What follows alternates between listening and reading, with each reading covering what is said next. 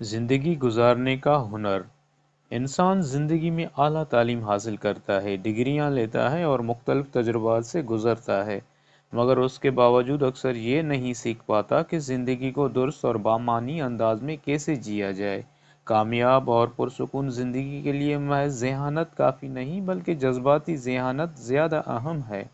اپنے اور دوسروں کے جذبات کو سمجھنا ہمدردی، صبر اور برداشت کو فروغ دیتا ہے، جو مضبوط رشتوں اور ذہنی سکون کی بنیاد بنتے ہیں۔ وہ افراد زیادہ کامیاب ہوتے ہیں جو جذبات کو پہچاننا اور سنبھالنا جانتے ہیں۔ انسان کے بہت سے رویے اس کے ماضی، خصوصاً بچپن کے تجربات سے جڑے ہوتے ہیں۔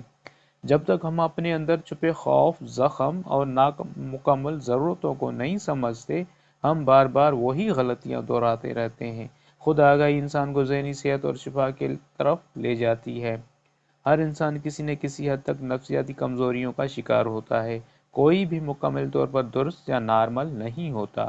اس احساس سے انسان دوسروں کے لیے نرم دل اور اپنے لیے زیادہ معاف کرنے والا بن جاتا ہے۔ اصل ذہنی توازن کامل ہونے میں نہیں، بلکہ اپنی کمزوریوں کو قبول کرنے میں ہے۔ محبت محض ایک جذبہ نہیں، بلکہ ایک ہنر ہے جس کے لیے صبر، قربانی اور سمجھوتے کی ضرورت ہوتی ہے۔ کامیاب رشتے جذباتی پختگی اور ذمہ داری سے بنتے ہیں، نہ کہ صرف وقتی کشش سے۔ ناکامی دراصل کوشش اور ہمت کی علامت ہے۔ جو لوگ ناکامی کو سیکھنے کا ذریعہ بناتے ہیں، وہی آگے بڑھتے ہیں اور مضبوط بنتے ہیں۔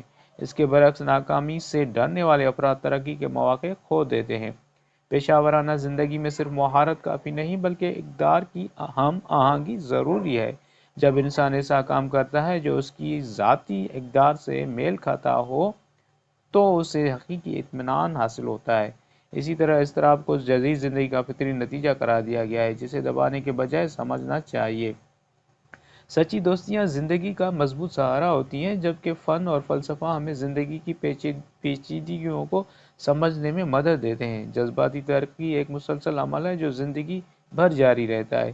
کامیاب زندگی کا راز زیادہ جاننے میں نہیں، بلکہ بہتر سمجھنے میں ہے۔ یہ دانائی ہر اس شخص کے لیے ممکن ہے جو غور و فکر، احساس اور سیکھنے کا جذبہ رکھتا ہو۔ یہ واقعی ایک ایسی رہنمائی ہے جو ہر طالب علم اور باشعور انسان کے لیے نہایت مفید